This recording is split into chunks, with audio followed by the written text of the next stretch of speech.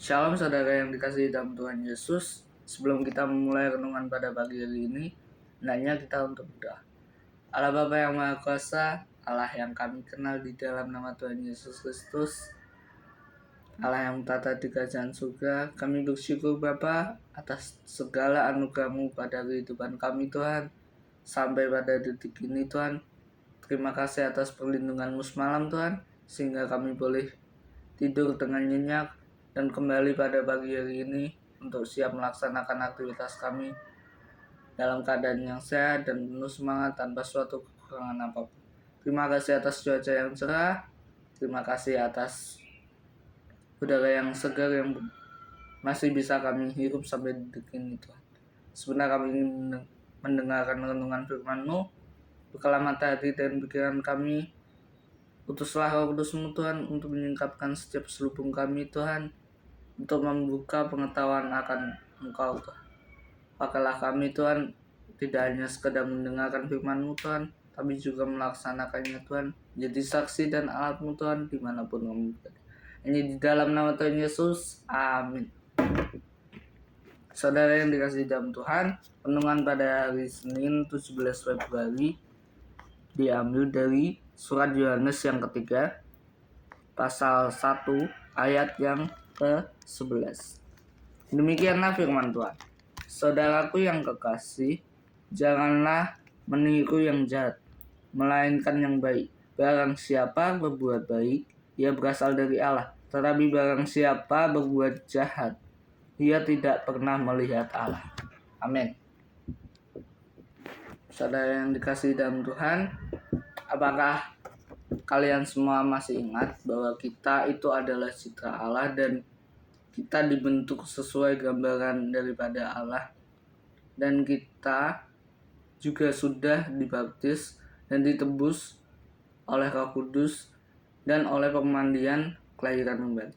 Nah, itu tandanya bahwa kita semuanya adalah anak-anak Allah, anak-anak yang dipilih Allah untuk menjadi bagian dari kerajaan Allah.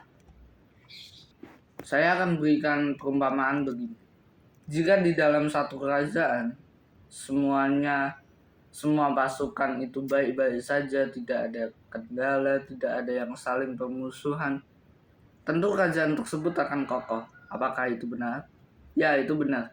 Daripada kerajaan lain yang dimana ada satu perwira atau beberapa perwira yang justru bertengkar satu sama lain, atau bahkan hendak memisahkan diri dari kerajaan tersebut. Kenapa saya berikan perumpamaan tersebut? Karena kita adalah anggota kerajaan Allah. Jika kita berdebat satu sama lain, bertengkar, caci maki, saling menjelekkan, saling merendahkan, saling menindas, dan lain sebagainya, iman kita itu akan hancur. Karena apa? Iman kita yang seharusnya dipakai untuk mengasihi, dipakai untuk berbuat kebaikan, dipakai untuk menyelamatkan jiwa-jiwa, dipakai untuk memberitakan firman Tuhan, itu justru kita pakai untuk menjatuhkan orang, kita pakai untuk menindas orang, kita pakai untuk melemahkan orang. Nah, dikatakan di surat Yohanes, sebab barang siapa berbuat baik, ia berasal daripada Allah. Dan barang siapa berbuat jahat, ia tidak pernah melihat Allah. Itu artinya bahwa di dalam kebaikan, di dalam cinta kasih itu, jika kita melakukan kasih kepada orang lain, itu tandanya kita juga menyadari bahwa Allah telah dahulu mengasihi kita. Makanya kita berusaha atau bahkan kita juga mengasihi orang lain. Karena kita sadar kalau kita merupakan anak-anak Allah dan dipanggil untuk menjadi pewarta, maka kita otomatis juga akan memberitakan pada orang lain, biar orang lain tuh juga merasakan, juga mengetahui bahwa Allah itu emang benar-benar mengasihi kita semua. Nah, barang siapa berbuat jahat, ia tidak pernah melihat Allah. Ini artinya bahwa mereka semua yang tidak melakukan cinta kasih, tidak mengasihi sama, tidak saling menolong, tidak saling membantu, justru merendahkan atau bahkan melemahkan satu sama lain. Itu hatinya bukan lagi untuk Allah, tetapi hatinya sudah dikuasain oleh iblis, dikuasain oleh egoisme, dikuasain oleh kesombongan, fitnah, caci maki dan lain sebagainya. Ada satu hamba Tuhan di YouTube juga yang pernah bilang begini, jika kamu tidak bisa menjadi berkat, setidaknya kamu tidak menjadi batu sandungan.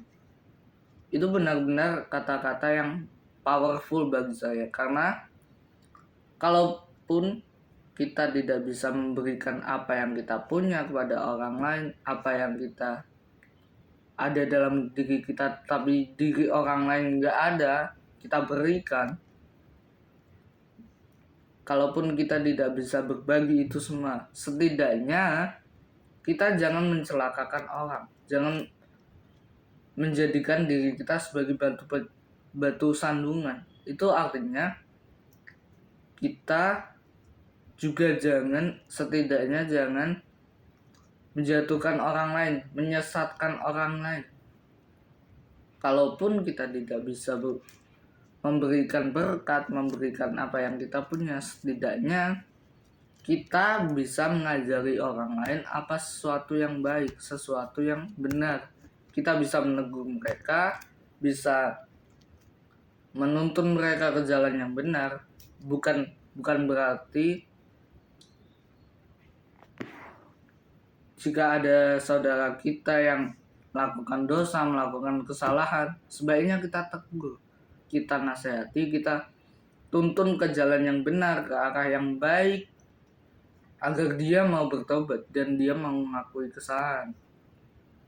Bukan kita membiarkan dia melakukan dosa itu atau justru mengolok-olok dia. Karena firman Tuhan berkata, berkatilah musuhmu, kasihanilah mereka. Itu tandanya tidak hanya orang baik saja yang kita kasihani, tetapi juga orang-orang yang telah berbuat jahat, yang memang hatinya udah jahat, kita perlu juga untuk mengasihani mereka. Karena apa? Jika kita membalas kejahatan dengan kejahatan, itu yang ada malah iblis melawan iblis dan tidak ada titik temunya. Nah, jika kita membalas kejahatan dengan kebaikan, dengan kebenaran, dengan cinta kasih, itu yang bakal melawan iblis adalah Roh Kudus sendiri. Roh Kudus sendiri yang mengubah orang jahat menjadi orang baik. Roh Kudus sendiri yang menuntun orang yang sesat, orang yang salah menuju ke jalan yang benar. Dari renungan pada pagi hari ini, kita diharapkan untuk terus mewujudkan cinta kasih Allah lewat perbuatan sehari-hari, lewat kita menolong, saling menguatkan, saling membangkitkan saudara-saudara kita yang terutama yang lemah, yang kecil. Itu tandanya bahwa kita siap dipakai Allah untuk mewartakan cinta kasih. Kita siap dipakai Allah sebagai Daud-Daud kecil untuk melawan kejahatan-kejahatan Goliat-Goliat yang ada di dunia ini. Tuhan Yesus memberkati. Mari kita berdoa.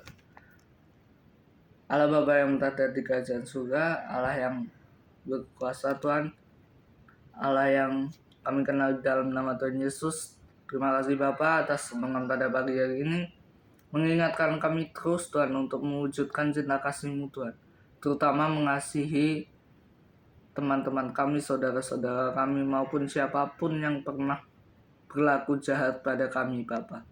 Bapa, ampuni bila kami pernah mempunyai dendam atau membalas orang yang jahat Tuhan, tetapi ajarilah kami terus Tuhan untuk mengampuni setiap orang yang telah berbuat jahat pada kami, seperti Engkau mengampuni kami.